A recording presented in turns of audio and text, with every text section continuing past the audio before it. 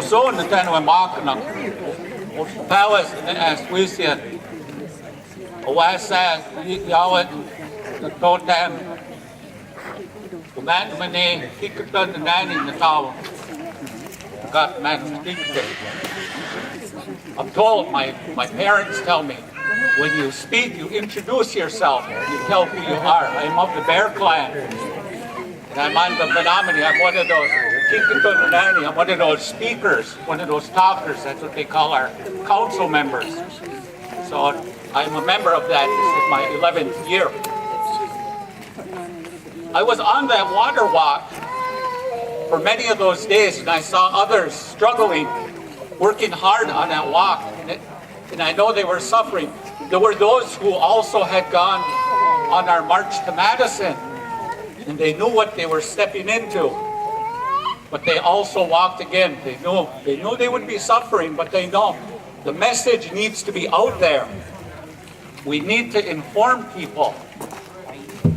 When Menominee, like many other tribes, when we put out our tobacco and we go hunt, we go fish, we go gather, part of that is that understanding of the old stories that you're going to, when you harvest that deer, you're going to take care of that land. You're going to make sure that the babies that these animals have, their offspring, we're going to protect them. We're going to make sure they also have a good life. There's a trade-off we make in hunting, in fishing, in doing anything. And we hold that true. That's not pretend, that's not fake. That's how we are, and we can't change from that. I was told a long time ago by my aunties and uncles when I first went for legislature.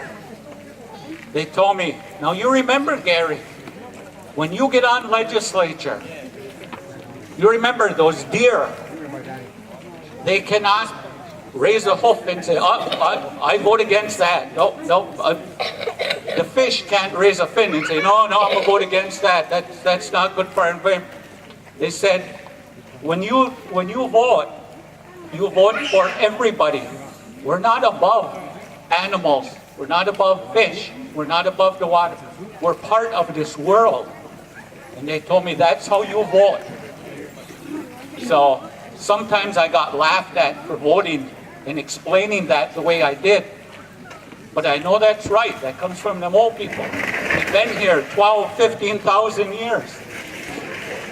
We've had stories told about the Menominee and about other natives, especially here in the woodlands, that we weren't sophisticated enough, that we didn't have it together where we could actually grow gardens, have robust agriculture, that we could survive in these types of communities. No, they said we were just primitive out there with a bow and arrow, just gonna luck upon a deer or, that type of stuff, but that's not true. And thanks to the research done, and part of that I look to Dr. Overstreet here, who's a great friend of the Menominee, who's helped us. We've shown for mile stretches along this river, we've had farm beds, we've had raised beds, we've lived here in communities where people thought we never could. This is our history. This is us. We've been here and we've lived a good way forever. Now people ask us, why are you this way? What about this land? Well, when we look at this land, what we're told is we're part of the land. It's only within the last 100, 150 years they start putting people in these big caskets and sealed. When they bury them, they seal them up and everything, vaults, everything. Well, long time ago it wasn't that way. Certain times of the year they might even put them in a tree as they buried them. But they put them underground and they'll lay big logs on them so the animals couldn't dig them up. Well, that happened for thousands and thousands of years. And you see, those nutrients They feed all of these trees. Any of the deer you get might have eaten grass that was fed by our ancestors, and now you're eating those deer. Berries, anything. You see, our ancestors are this land. They fed it, they're part of it. We should never think we're different from that. We are this land. This is us.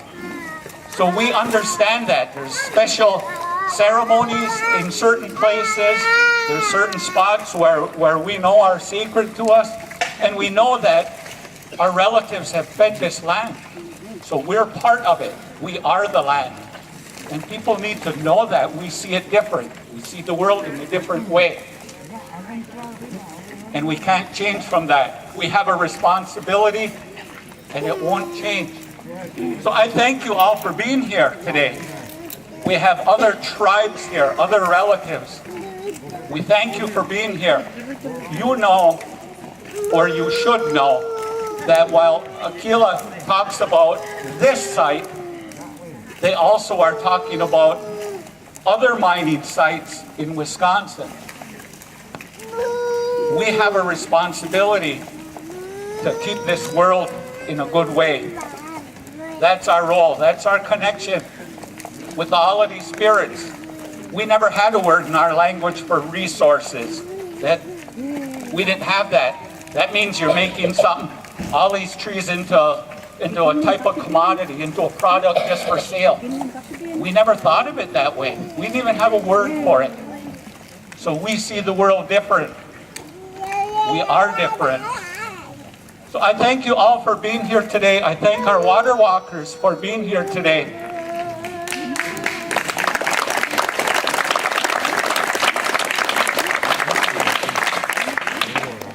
And again, as we move forward, I was asked by Al Jazeera, that news publishing, entity. They come forward and they asked me once, last year, I was still chairman. They come forward and he said, it seems that Native issues are out there now. You guys are getting your act together and you're able to come together. Why is that? I said, we're getting a handle on social media. We're getting a handle on all the different types of communication that are available. And instead of sitting in, well, we still talk about each other and stuff. But besides that part,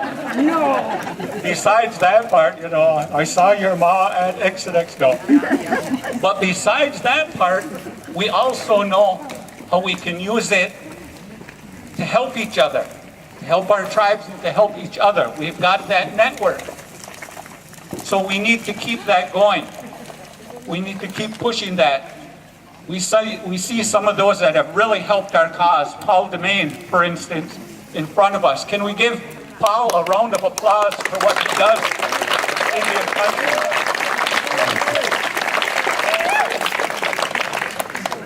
So we need to stay attached to that. We need to keep abreast of all this information. And we need to spread the word. We need to keep fighting for what we know is right. Don't fight if it's wrong. But if it's right, you have no choice ethically. You need to fight. So with that, I say, Nahal, Wawan, thank you for being here today.